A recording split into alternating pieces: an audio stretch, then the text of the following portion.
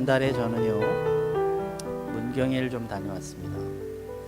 제가 문경에 무슨 다른 게 있는 것이 아니고 우리 초창기부터 우리 교회에 기동 역할을 해주셨던 김성국 권사님, 정명옥 권사님 두 분이 낙향하신 이후에 그 거주지가 문경으로 정하시고 내려가셨거든요. 한 4년 정도 되셨는데요.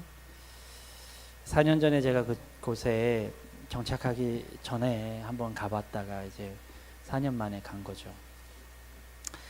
김성국 권사님은 우리 김효정 전사님, 김진영 전사님 아버님이십니다.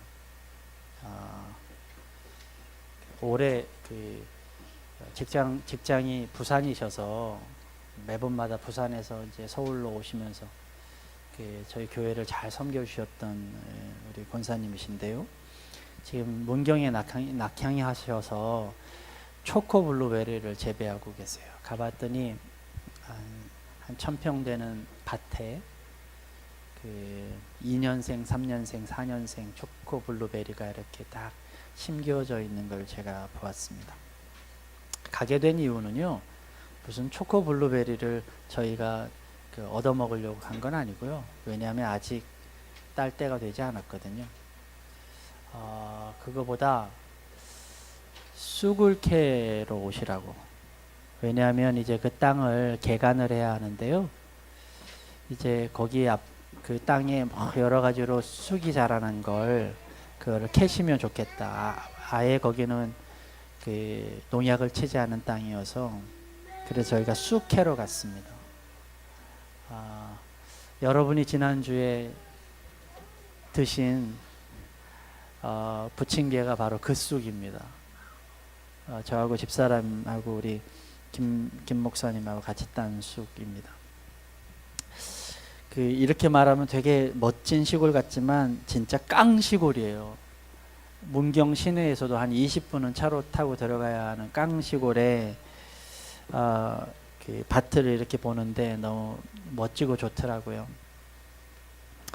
저는 두릅이 밭에서만, 땅에서만 나는 줄 알았더니 나무에서 나는 두릅을 처음 봤어요. 나무 위에서 이렇게, 나무 끝에 이렇게 두릅이 올라오더라고요. 두릅은 뭔 줄 아세요? 혹시? 제가 두릅 좋아하거든요. 제가 나무에서 나는 두릅은 잘 처음 봤다 그랬더니 우리 권사님이 마치 굉장히 무시하는 표정으로 저를 쳐다보시면서 그것도 모르냐 이런 표정으로 쳐다보시는데 저는 그래도 덜 창피했어요. 왜냐하면 스카이 대학을 나오신 우리 김종윤 목사님께서는 호두나무를 보시더니 하는 말이 호두가 땅에서 나는 게 아니었어요? 그러시더라고요. 콩인 줄 땅콩인 줄 아셨던 거죠. 제가 그거보다는 좀 나았어요. 여러분, 자녀들 열심히 공부해서 스카이 대학 가는 거 별 소용이 없습니다. 4년 전에는 그 땅이 그냥 평범한 땅이었고 그냥 산이었습니다. 산 이렇게 기슭이었기 때문에요. 근데 4년 만에 가봤더니 그 땅을 층층이 개간을 하셨고 그곳에 나무를 심어 놓으셨더라고요. 그리고 개간을 해야 하는 이유 중에 하나가 농약을 치지 않기 때문에 그곳에 잡초들이 너무 많이 나서 그 잡초들을 제거를 하려면 땅을 갈아엎어야 되기 때문에 갈아엎으려고 보니까 잔잔한 쑥들이 나서 그것들을 이제 떼서 가져가시면 좋겠다 그래서 부르신 거예요. 한마디로 우리 김 권사님은 그곳에 잡초와의 전쟁을 하고 계시더군요. 저는 그걸 처음 봤는데요. 나무 밑에는 왕겨들이 이렇게 쌓여 있었습니다. 왜 쌓였느냐고 그래 뿌리셨냐고 물어봤더니 이렇게 왕겨를 뿌려 놓으면 거기서 잡초가 자라나지 않는다는 거예요. 근데 그것도 재밌는 게 뿌려 놓으면 잡초가 자라나지 않지만 이미 잡초가 그 속에 씨가 있으면 왕겨를 뿌려 놔도 뚫고 올라온다고 그 얘기를 하더라고요. 그렇게 이제 잡초를 제거하기 위해서 정기적으로 개간이 필요한 것이죠. 땅은 가만히 놔두면 딱딱해지고 가만히 놔두면 땅은 잡초가 올라오게 되어 있습니다. 그래서 땅은 정기적으로 개간이 필요한 거예요. 많은 사람들이 착각하는 것이 있는데 혹시 거기에 오물이 묻고 나쁜 약을 뿌리고 뭔가 잘못되어서 땅이 계속 개간을 해야 된다고 생각하시는 분들이 계실지 모르겠는데 그곳은 농약도 치지 않고 아무것도 하지 않습니다. 아무것도 하지 않는 땅에도 잡초는 자라게 되어 있어요. 그래서 아무리 좋다고 생각하는 땅이어도 정기적으로 그것을 개간하지 않으면 안 됩니다. 제가 그걸 보면서 그 생각을 했어요. 우리의 심령도 착하다고 얘기할 수 없다고. 아무리 예수 믿고 변화된 심령이지만 그 심령이 땅으로 만들어졌기에 정기적으로 개간을 하지 않으면 안 된다는 사실을. 그래서 하나님께서 우리에게 깨어 있으라고 얘기하셨는지도 모른다는 사실을. 그리고 우리가 기도해야 하는 이유가 거기 있다는 사실들을 저는 그때 깨달았습니다. 저는 오늘 본문의 말씀 가운데 묵은 땅을 갈아엎으라 라고 하는 이 말씀을 가지고 제목을 정했습니다. 그리고 오늘 저는 여러분에게 두 가지 묵상한 내용을 여러분에게 말씀을 드리려고 합니다. 그 중에 하나가 묵은 땅은 단순히 폐허가 아니라는 것입니다. 묵은 땅이 무엇입니까? 묵은 땅은 황무지, 황폐한 땅, 쓸모없는 땅으로 우리는 여깁니다. 제가 이 묵은 땅에 대한 것을 원어를 찾아봤어요. 성경에는 이 히브리어로 되어 있는 이 원어에 특이한 점이 있었습니다. 뭐냐면 묵은 땅이라고 하는, 여기 말씀을 보면 이렇게 되어 있잖아요. 묵은 땅을 갈아엎고서 이렇게 되어 있잖아요. 이것이 히브리 단어로 다 있는데요. 묵은 땅이라고 하는 히브리 단어도 니르고 갈아엎어라라고 하는 그 단어도 니르라는 거 똑같았어요. 그러니까 하나는 명사형으로 쓰였는데도 니르고요. 하나는 동사인데도 니르예요. 그러니까 이 이야기를 다른 말로 표현하면 묵은 땅이라고 하는 것, 묵었다라고 하는 것 이코르 갈아엎어야 할 것이라는 거죠. 묵은 땅은 당연히 갈아엎어야 할 땅이라는 것입니다. 하나님께서는 그 말씀을 제가 읽으면서 어떤 느낌을 받았느냐면 묵은 땅이란 있을 수 없다는 거예요. 묵은 땅이란 있어서도 안 된다는 거예요. 묵은 땅이란 이퀄 갈아엎어야 할 땅이라는 거예요. 왜 하나님께서는 이렇게 당연하게 아니면 이렇게 명령처럼 이 말씀하셨을까?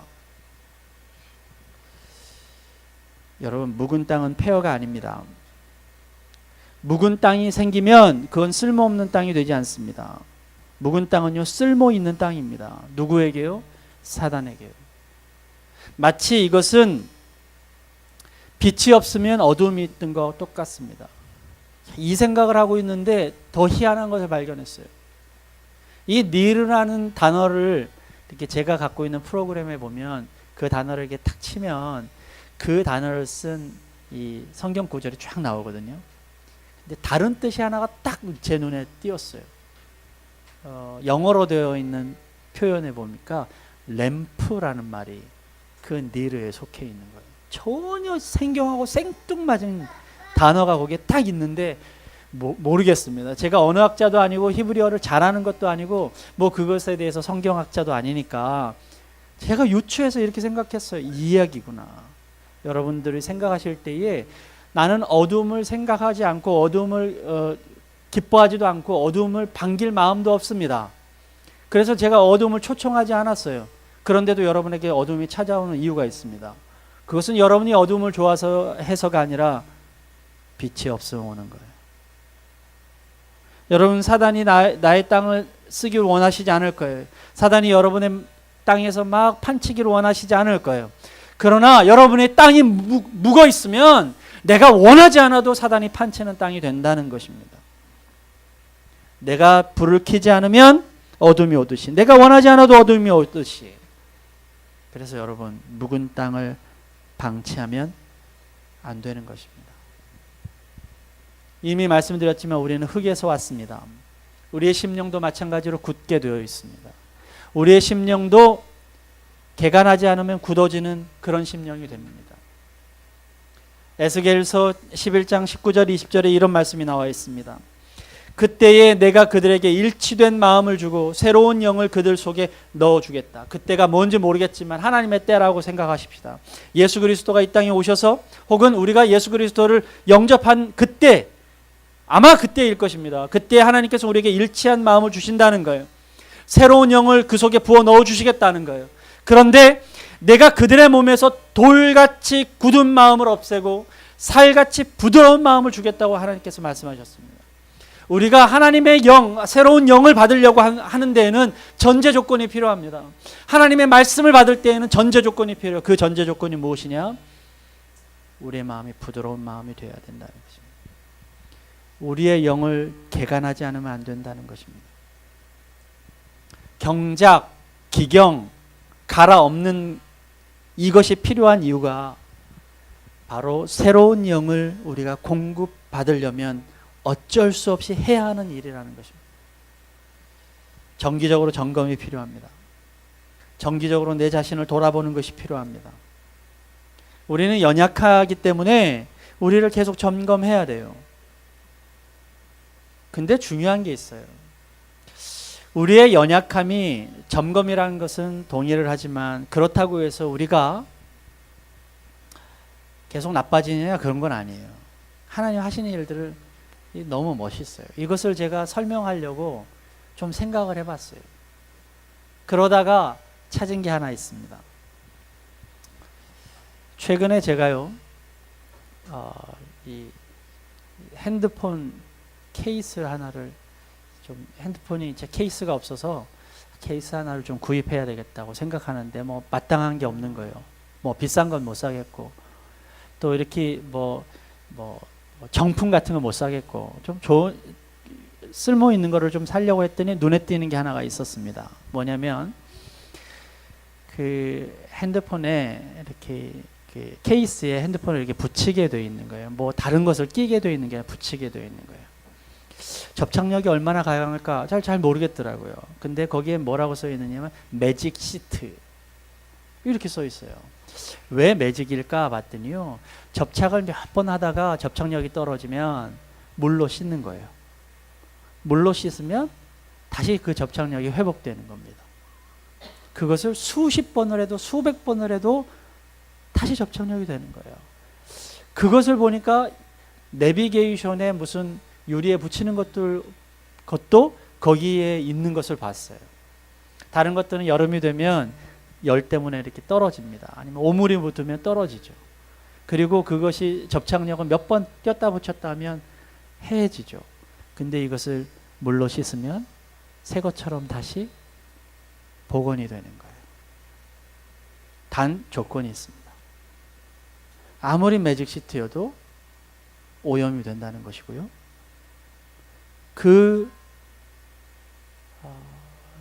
그것을 유지하기 위해서는 씻어야 한다는 점이죠. 저는 딱 우리의 모습이 그렇다는 생각을 했습니다. 우리는 하나님께서 완벽하게 만드셨습니다. 그러나 우리 안에는 오염이 될 수 있어요.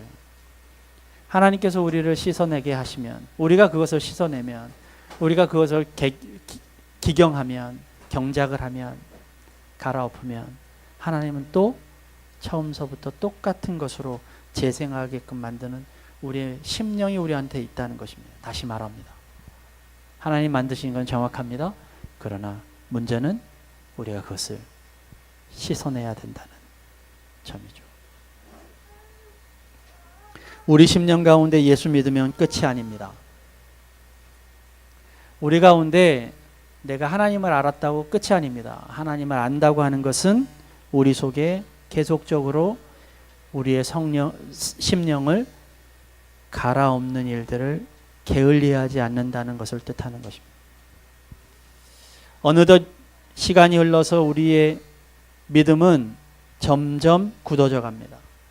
억지로 하는 심령들이 만들어집니다. 믿음의 생활도 교회 생활도 타성해졌고 습관에 젖어버리는 심령들이 있습니다. 공동체를 갖다 보니까 이름 때문에, 체면 때문에, 직분 때문에 사역을 하기 시작합니다. 당연히 이렇게 설교해야 되고 설교하는 목사여야 되니까 당연히 해야 되고, 그렇게 굳어가는 우리의 심령, 점점 굳어가는 심령, 그 심령은 점점 죽어갑니다. 많은 사람들은 말씀의 센세이션한 것을 원해요. 많은 사람들이 이 목사님의 설교는 너무 좋아, 오늘은 얼마나 좋은 설교일까, 다음 주는 얼마나 좋은 설교일까, 그런 것들을 기대하고 교회에 옵니다. 그러나 어느 순간 시간이 흘러갈수록 목사님의 설교와는 전혀 상관없이 내 스스로가 매너리즘에 빠지기 시작합니다. 그 얘기가 그 얘기인 것 같습니다. 아무리 목사님이 새로운 이야기를 하더라도, 센세이셔널한 얘기를 하더라도 내 스스로가 그것을 기경하지 않으면 우리는 말씀을 잃어버리게 됩니다. 좀 죄송한 얘기인데요, 최근에 어떤 몇 사람이 저한테 전화도 하고 문자도 하고 메일도 보내고 그럽니다. 이유인즉슨 이런 거죠. 갑자기 그래요. 갑자기 이유인즉슨 믿지 않는 남자를 만났는데 사귀다 보니까 힘이 들기 시작한 거예요. 이거 어떡하나, 이런 마음이 생기기 시작한 거죠. 목사님 어떡합니까? 어떡하죠? 목사님 어떻게 해주세요? 교회를 데리고 나오면 어떻게 될까요? 목사님이 이 사람 하나님 만나게 하시는 방법 없습니까? 이런 게 제 질문의 요지예요. 제가 부드러운 목사가 아니어서 그 요지에 옳거니 잘됐다, 데리고 나와라, 좋다, 이렇게 얘기해 주면 얼마나 좋겠습니까만, 저는 이렇게 말했습니다. 왜 자꾸 남에게 미루냐? 네가 그 일을 하려고 만나기 시작한 거 아니냐? 처음에 믿지 않는 사람 만난다고 시작할 때 네 마음속엔 그런 마음 있지 않았냐? 내 이 사람 믿게 만드는 것이 내 사명입니다. 그러지 않았냐? 근데 왜 이제 미루느냐? 그러면서 제가 이 얘기했습니다. 그 미루는 이유가 딱 있다고요. 여러분, 그런 사람들이 대부분 어떻게 되냐면 남자친구를 사귀고 믿지 않는 사람들을 사귀기 시작하면서 교회에 뜸해집니다. 왜냐하면 남자친구가 싫어하거든요. 남자친구를 위한다는 마음으로 주일날 만나러 다니고 교회하고 떨어지고 기도하는 모습들은 보여지지 않고 점점 자기 마음이 굳어집니다. 자기 마음이 점점 굳어지다 보니까 이젠 자기가 할 수 있는 일이 없어지는 거예요. 내가 어떻게 이 사람을 바꿀 수 있는지 조차 모르게 되는 것입니다. 그리고 이제 와서 어떡합니까? 저는 그 친구한테 얘기했습니다. 다른 방법이 아니다. 그것은 남자친구의 문제가 아니라 너의 문제다. 네 마음을 기경하여라. 갈아엎어라. 네 지금 신앙을 갈아엎어라. 네가 정말 하나님 앞에 다시 돌아오는 시간들을 하여라. 그러지 않으면 안 된다. 고민할 필요가 없습니다. 고민해선 뭐가 되지도 않습니다. 지금 당장 네 마음을 갈아엎으라고요. 여러분, 타성해졌는다는 말이 뭔지 아십니까? 사전적 의미로는 오랫동안 변화나 새로운 것들을 꾀하지 않아서 굳어가는 습성을 타성에 젖었다고 얘기합니다. 우리가 매일매일 예배하는 이유가 무엇입니까? 우리가 매일매일 기도하는 이유가 무엇입니까? 내가 오랫동안 변화하지 않고 하나님 말씀을 듣지 않고 새로움을 꿈꾸지 않으면, 새로운 영을 부여받지 않으면 우리의 마음은 당연히 굳어지기 때문입니다. 우리가 예배하는 것은 갈아엎으려고 예배하는 것입니다. 우리가 오늘 이 자리에 나온 것은 내 생각을 갈아엎기 위해서 이 자리에 나온 것입니다. 내가 기도하는 것은 내 뜻을 갈아엎기 위해서 이 자리에 나오는 것입니다. 내 생각을 관철시키기 위해서 나온 것이 아니라는 것입니다. 목회를 하다 보면 가장 보기 힘든 것들은요, 굳은 마음을 가진 사람들을 만나는 것입니다. 매일매일 예배하고 매일매일 자신들을 기경하는 사람들을 가만히 보면 눈에 별로 띄지 않아요. 그러나 그들은 큰 문제가 왔을 때에도 넘어지는 경우가 별로 없습니다. 갑자기 굳어지지 않습니다. 근데 어떻게 보면 어떤 사람들은 잘 나갈 때 잠수를 타고요, 아무 말도 안 하고 있어요. 자기 혼자 될 때는 막 돌아다니다가 정말 안 될 때 나타납니다. 그에게 어떤 말을 해도, 하나님의 말을 해도 그의 마음은 닫혀 있습니다. 한참을 떠나 있던 사람들을 만나게 되면 하나님 말씀하면 그게 될까요? 그런 일이 벌어질까요? 나에게도 될까요? 마음이 굳어져서 마음이 통하지 않습니다. 정말 그 사람들을 보면 너무 굳어져서 그 마음을 파야 하는데, 파야 하면 강하게 얘기해야 하고, 그들에게 질책이 있어야 하고, 견책이 있어야 하고, 그들에게 하나님의 메시지를 전달하는 게 그렇게 어렵고 힘든 일인지 목회를 하면서 제가 느껴요. 우스갯소리로 제가 여러분에게 말씀드리는데요, 그런 아픈 이야기를 할 때마다 제가 하나님 앞에 다짐하는 게 있어요. 앞으로는 내가 딱 두 가지는 절대로 하지 않으리. 뭐냐면, 두 사람을 동시에 잘 알지 못하면 결혼 주례는 다시는 안 하리라. 또 한 가지는 굳은 마음을 가진 사람에게 관심 갖지 않으리. 연한 마음을 가진 사람들한테만 내가 열심히 사역하리라. 하나님께서 또 인도하시면 해야 할 테지만 말이죠. 사랑하는 여러분, 자신을 굳도록 내버려 두지 마십시오. 자신이 굳어지면 하나님이 보이지 않습니다. 오히려 불만이 쌓이고요, 내 마음이 굳어지면 모든 것이 남의 탓이 되고요, 내 마음이 굳어지면 아무 말도 들리지 않습니다. 다시 한번 처음으로 돌아갈까요? 내 마음이 굳어지면 그곳은 사단이 일하기 시작합니다. 쓸모없는 땅이 아니라니까요. 누구도 거들떠 보지 않은 땅이 아니에요. 황무지는 사단이 움직이는 땅이에요. 여러분, 황무지라고 아무도 건드리지 않는 거, 언젠가는 내가 기경하면 되겠지. 여러분, 그러지 않습니다. 내가 기경하지 않으면 않을수록 그 땅에서는 사단이 더 높은 성을 쌓고 있다는 사실을 여러분 기억하셔야만 합니다. 그런 자리로 여러분 이르지 마십시오. 제가 늘상 이런 말씀을 드리는데요, 공동체에서 자신이 빠지면 점점 공동체에 대해서 여러분의 마음이 굳어집니다. 목장 모임에 자꾸 빠지면 그곳에서 내가 마음이 굳어져요. 그래서 나중에 가면 왠지 다른 사람들이 나를 그렇게 쳐다보는 것 같고, 이상하게 쳐다보는 것 같고, 아무도 그러지 않는데 자기 혼자만 막 그런 생각하는 것 같고, 이 목사는 아무도 그러지 않는데 몇 주년만 빠지고 오면 목사님이 나를 째려보는 것 같고, 마음이 굳어지면 사람들이 그렇게 되어 있습니다. 여러분, 그런 마음이 가지 않도록 하십시오.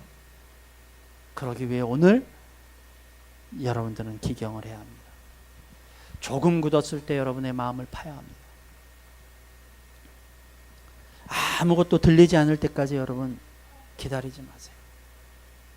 내가 할 수 있는 모든 생각들을, 모든 이야기들을 다 차단하고 가만히 있다가 아무것도 들리지 않을 때 아무리 어디를 찾아가도 내 귀는 열리지 않는다는 사실 여러분 기억하셔야 돼요. 사랑하는 여러분 하나님 음성 앞에 부드러운 마음을 품고 계십니까? 여러분의 마음은 굳어 있지는 않습니까? 사도 바울은 에베소 교인들에게 이렇게 말했습니다. 그들의 총명이 어두워지고 그들 가운데 있는 무지함과 그들의 마음이 굳어짐으로 말미암아 하나님의 생명에서 떠나 있다고 말입니다. 에베소서 교인들에게 말한 것입니다.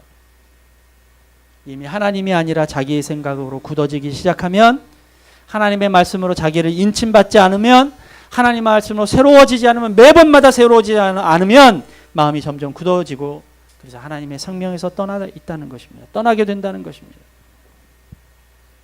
황무지는 몹쓸 땅이 아닙니다. 그렇게 사단이 쓰는 땅입니다. 하나님께서는 호세아 선지자를 통해서 이렇게 말씀하셨습니다. 호세아서 10장 12절에 보면 이렇게 되어 있습니다. 정의를 뿌리고 사랑의 열매를 거두어라.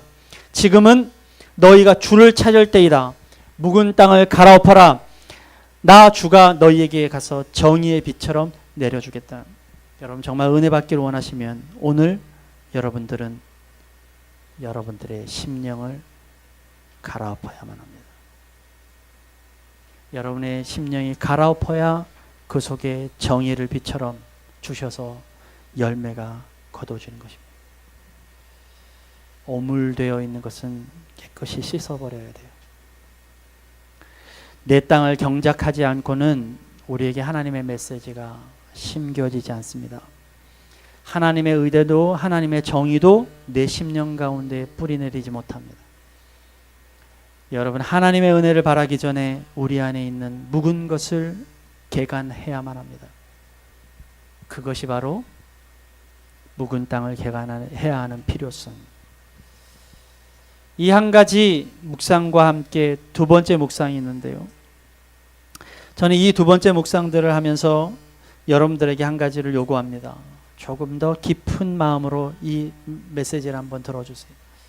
이 두 번째 메시지는 우리 안에 있는 가시덤불은 무엇인가 라고 하는 것입니다. 오늘 본문에 보면 가시덤불 위에 씨를 뿌리지 말라고 에레미야를 통해서 말씀하고 계십니다.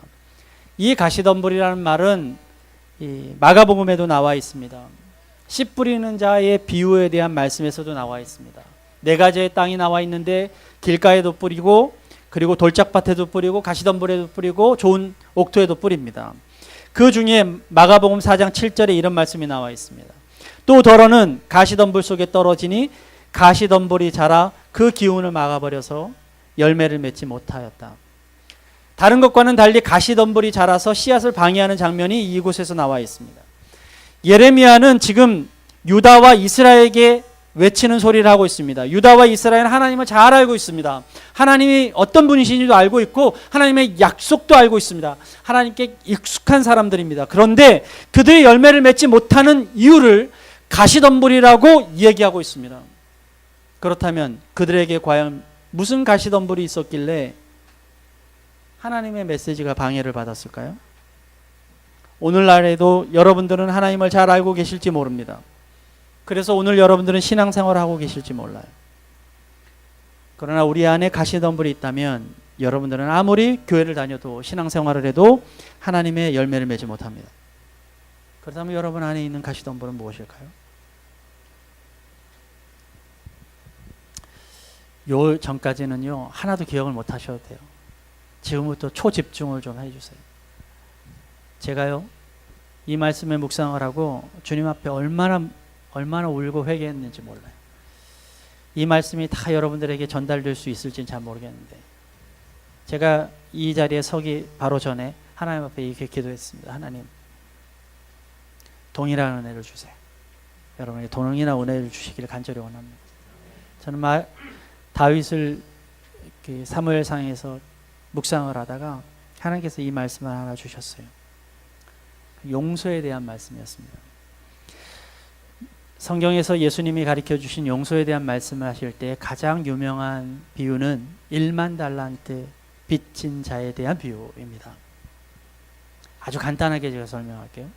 모르시는 분이 없지만 B씨가 있습니다. B씨는 A씨에게 설명하기 좋기 위해서 A씨에게 1만 달란트를 빚졌습니다. 근데 A씨는 B씨가 갚지 못하는 걸 보고 불쌍히 여기서 그걸 다 탕감해 주었죠. 그리고 B씨가 그 탕감을 받고 나서 나가다가 C씨를 만났습니다. C씨.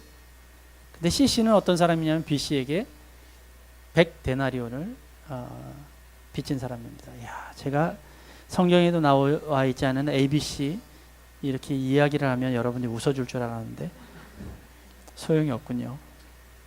100데나리온을 빚진 C씨가 B씨를 만났어요. 근데 B씨가 지금 탕감받고 나오는 B씨가 C씨를 만나는 순간 너 왜 그거 갚지 않아? 갚겠습니다. 그러는데 예전에 하지 않던 일을 합니다. 예전에도 안 갚았을 거 아니에요. 예전에도 만났을 거 아니에요.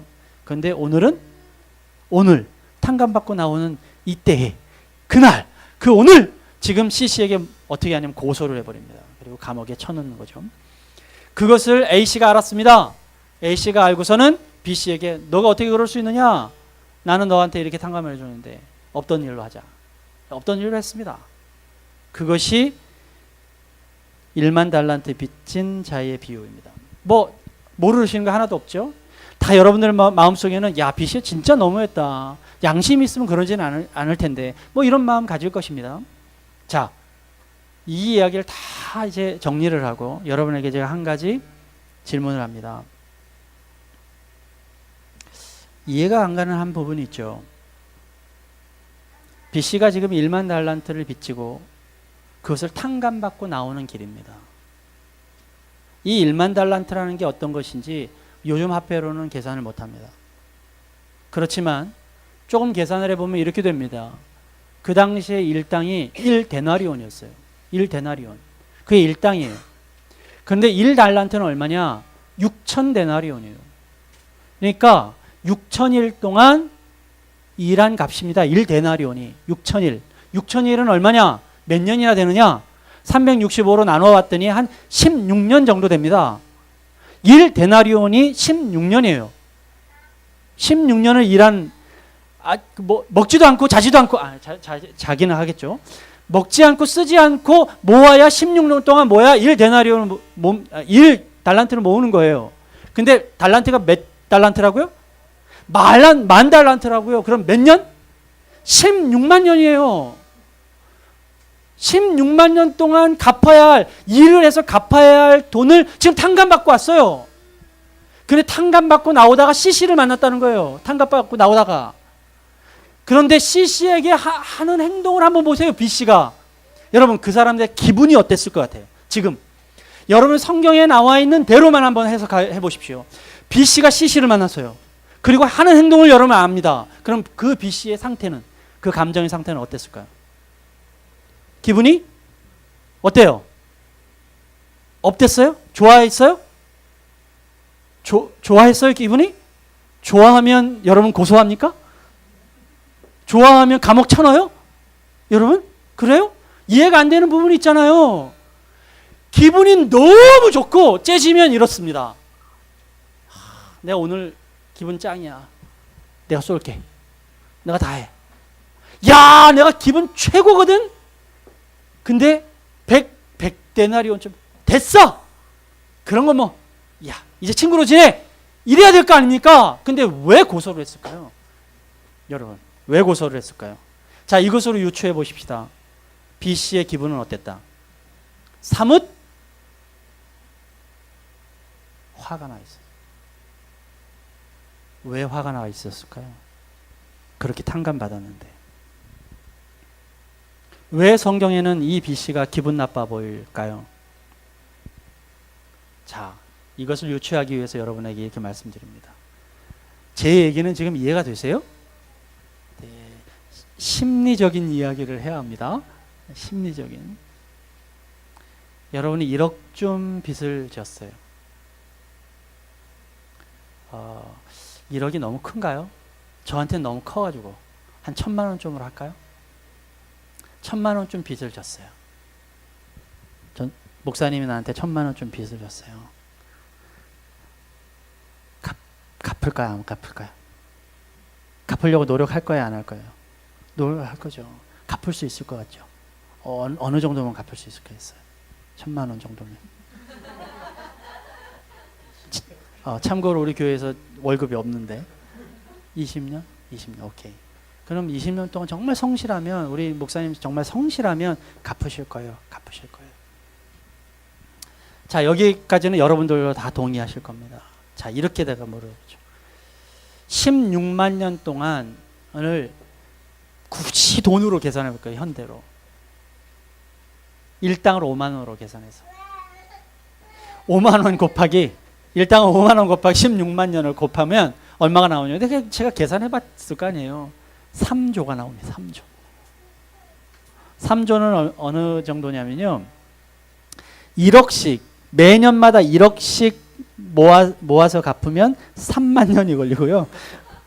매년마다 10억씩 모아서 갚으면 3,000년이 걸리고요. 매년마다 100억씩 모아서 갚으면 300년이 걸려요. 됐죠? 자, 이제 다시 봅시다. 갚을 거죠, 20년 만에. 분명 갚죠. 자, 3조를 저한테 빚을 줬어요.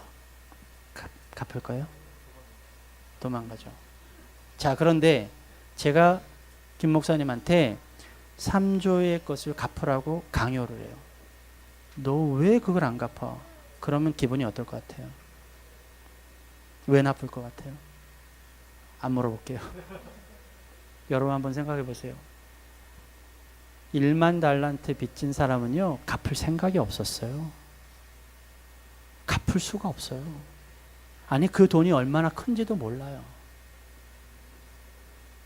그러니 그걸 갚으라는 사람이 기분 나쁘죠. 그러면 거꾸로 생각해 보십시다. 그걸 탕감받았어요. 탕감받았다면 그 감이 있을까요? 탕감받은 게 얼마나 귀중한지도 몰라요. 내가 얼마나 탕감받았는지도 잘 몰라요. 내 머릿속으로 갚을 생각도 없었는데, 갚을 수 있는 것도 아니라고 생각했는데 그게 탕감받은 게 얼마나 내 감각적으로 오겠어요. 필요도 없어요. 그림을 하나 보여드리겠습니다. 제가 처음 봤어요. 백지수표. 한국은행 백지수표가 저렇게 생겼더라고요. 구글 치면 다 나와요. 근데 제가 지난주에 페이스북을 보면서 모르는 단어를 하나 발견했는데요. 우리 경호가 차를 보면서 또봇 X라고 그랬대요. 제가 또봇 X 하면서 거기 댓글이 쭉 달렸는데 엄마들이 막 깔깔거리고 웃고 우리 애도 그래 뭐 이러는데 정작 제가 또봇을 몰라. 또봇이 도대체 뭘까? 그래서 찾아봤잖아요. 이 장난감이에요, 장난감. 자, 우리 미르가 있는데요. 미르에게 둘을 딱 내놓고 뭘 가질래 그러면 뭘 갖겠어요? 또봇을 갖죠. 너무 웃기는 얘기죠. 왜 그럴까요? 여러분은 아시죠? 백지수표 가지고 또봇을 100만 개도 더 살 수 있다는 걸 여러분 아시죠? 근데도 불구하고 왜 미르는 또봇을 잡을까요? 그 머릿속에는 또봇이 더 커 보이기 때문에요. 내가 상상할 수 없는 거에 대해서는 감각이 없어요. 아시죠? 거꾸로 얘기하면 무슨 얘기냐면 1만 달란트를 탕감받은 것은 상상할 수 없는 일이기 때문에 이것이 감사도 모르는 거예요.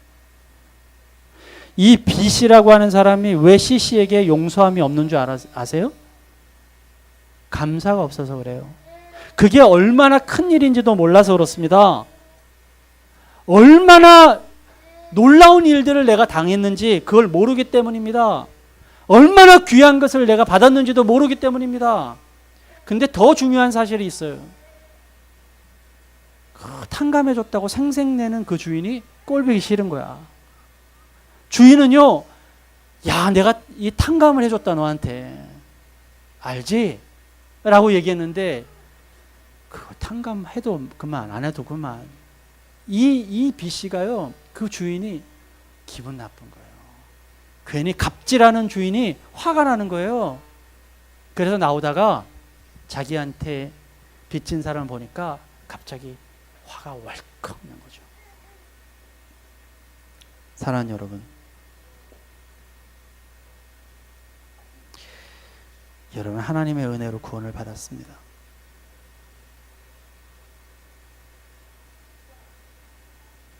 근데 그 구원이 얼마나 큰지 여러분 알고 계세요? 말로는 내가 구원받았고 은혜 받았고, 근데 그것이 얼마나 대단하고 놀라운지 여러분은 그것을 알고 계세요? 여러분은 십자가의 사건이 얼마나 놀랍고 귀한 것인지 정말 알고 계십니까? 여러분이 만약에 정말 안다면 여러분들은 그 어떤 것도, 세상의 어떤 것도 그냥 다 용서가 될 것입니다. 그 사랑이 얼마나 귀한지 안다면 세상의 어떤 사람도 미워하지 않을 것입니다. 우리는 그렇게 될 것입니다. 여러분 교회를 다니지만, 저 목사이지만 하나님 앞에 내가 이렇게 고백했어요. 내가 모른다. 하나님의 십자가의 사건을 내가 모른다. 사람들은 오히려 구원받으라고 하는 게, 오히려 나더러 하나님의 자녀라고 되는 게, 자녀가 되라고 하는 게, 하나님이 너를 구원하셨으니 너도 자녀가 되라고 하는 게 속상하고 싫은 거예요. 그래서 몰라서요. 내가 얼마나 큰 것을 받았는지 몰라서 그런 거예요. 왜 여러분들이 그렇게 화를 내시는 줄 아시겠죠? 오히려 하나님이 불의하다고 생각합니다. 내가 왜 그런 1만 달란트를 빚졌는데? 내가 왜 1만 달란트를 빚져? 하나님이 불의하다고 생각하는 거예요. 사는 여러분, 왜 우리는 돈에 집착하는 줄 아십니까? 돈은 손에 잡히고요, 내 생각에 잡히기 때문입니다. 구원은 내 생각에 잡히질 않아요. 그러나 물질은 내 손에 잡힙니다. 하나님의 말씀은 내 생각에 잡히질 않아요. 그러나 축복은 내 손에 잡힙니다. 백지수표 같은 하나님보다 또봇 같은 재물이 더 우리는 혈안이 되게 되어 있어요. 그 백지수포로 또봇은 얼마든지 살 수 있는데도 말입니다. 우리는 그렇게 살아갑니다. 그것을 성경은 영적인 어리석음이라고 얘기합니다.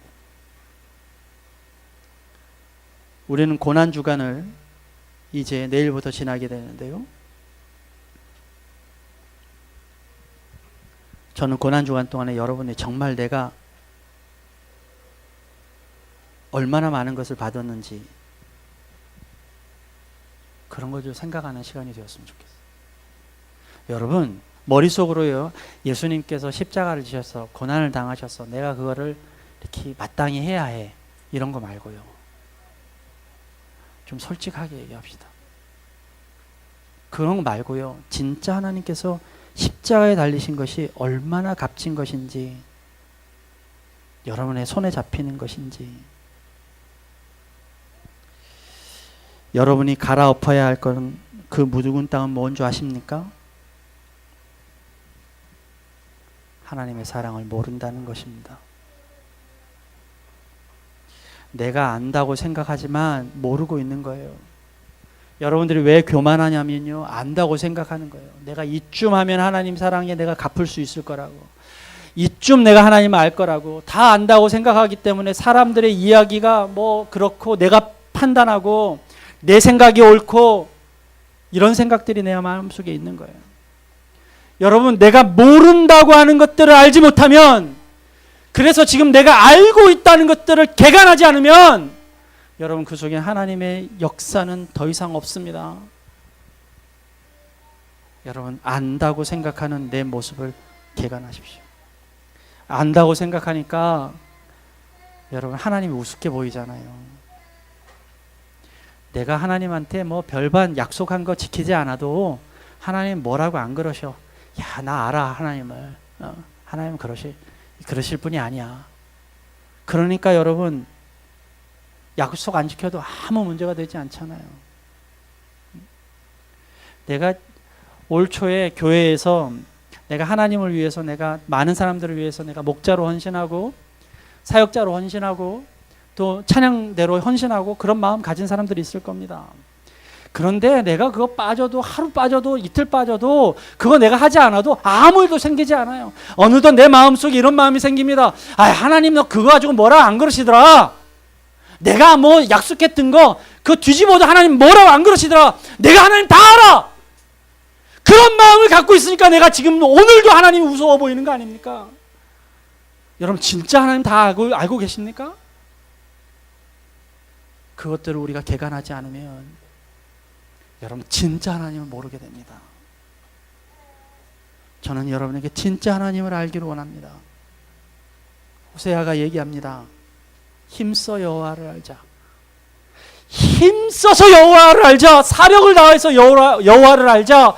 그것이 바로 우리가 오늘 해야 할 이 사명이고요. 그래서 우리는 지금도 하나님 말씀을 붙들고 있고 지금도 예배 드리는 것입니다. 그 사랑이 얼마나 크고 그 사랑이 얼마나 놀라운 것인지 여러분 예배할 때마다 사력을 다해서 알아가야만 합니다. 고난주간 아침에 우리 기도하면서 여러분 앞에 다른 기도 하나도 하지 말고요, 여러분한테 이렇게 요구하고 싶어요. 하나님, 내가 정말 하나님 나한테 얼마나 많은 것을 주신 건지 내가 알기 원합니다. 부모님이 나에게 얼마나 많은 것을 주신지 알지 못하면 부모님을요 하찮게 여깁니다. 얼마나 많은 것들을 해주시는지, 얼마나 놀라운 일들을 해주시는지 그걸 모르면요 하찮은 것으로 여기는 거예요. 내 아내가, 내 남편이 나한테 얼마나 수고하고 얼마나 놀라운 일을 했는지 우리가 알지 못하면요 감사도 없는 거예요. 그런데 남편이기 때문에, 아내이기 때문에 우린 살죠. 그냥 그런 대로 살아가죠. 그런 대로 뭐 아무 문제 없이 우리는 대면한다고 생각하죠. 이게 종교적인 생활입니다. 여러분 정말 힘써 여호와를 알아가고 계십니까? 그 사랑이 얼마나 큰지 여러분 알고 계십니까? 오늘 여러분에게 묵혀있는 그 땅, 이쯤에서 되었다고 하는 그 땅 갈아엎어 보십시다. 여러분이 하나님의 열매를 맺기 위해서는요, 하나님이 얼마나 값진 것을 나에게 주셨는지 분명히 알아야만 합니다. 저는 신앙생활은 그것을 알기 위해서 떠나는 모험의 길이라고 저는 생각합니다. 어떤 사람은 신앙생활이 우리의 만족을 얻으려고 찾는 보물찾기라고 생각하는 사람들이 있어요. 아닙니다. 이미 보물을 하나님께서 다 주셨습니다. 우리가 그 보물을 모르는 거예요. 주님이 주신 것이 얼마나 값진 것인지 내가 손에 쥐고도 모르는 거예요. 그래서 오늘도 우리는 신앙생활을 통해서 하나님이 나에게 얼마나 값진 것을 주셨는지를 알아가는 것입니다. 그것이 성숙입니다. 여러분을 위한 신앙, 그건 신앙이 아닙니다. 그 묵은 땅을 갈아엎으십시오. 여러분을 위한 신앙이 아니고요, 하나님을 알아가는 신앙, 그것을 우리 마음속에 새겨야 합니다. 오늘도 하나님이 나에게 얼마나 귀한 것을 주셨고 내가 얼마나 귀한 것을 받으면서 살아가는지, 하나님께서 나를 얼마나 많은 것을 탕감해 주셨고 얼마나 많은 것을 용서해 주셨는지를 알아야 나는 다른 사람을 용서하고 다른 사람들을 감사할 수 있어요. 그 사랑을 여러분 정말 아십니까? 이번 주에 십자가에 달려 죽으시는 예수님, 그분의 그 십자가가 얼마나 귀한 것인지 여러분 아십니까? 여러분의 인생에서 얼마나 귀한 것인지 아십니까? 그 알미 여러분 속에 심기어지는 주간이 되기도 주님의 이름으로 기도드립니다. 우리 찬양할까요? 그 사랑 얼마나 아름다운지. 가사에 이렇게 되어 있습니다. 다 표현 못해도 나 표현하리라. 다 고백 못해도 나 고백하리라. 다 알 수 없어도 나 알아가리라. 다 담지 못해도 닮아가리라. 그 사랑이 얼마나 아름다운지, 그 사랑 얼마나 나를 부욕해 하는지, 그 사랑 얼마나 크고 놀라운지를, 그 사랑 얼마나 나를 감격하게 하는지를 우리 가사를 생각하면서 우리 찬양하십시다.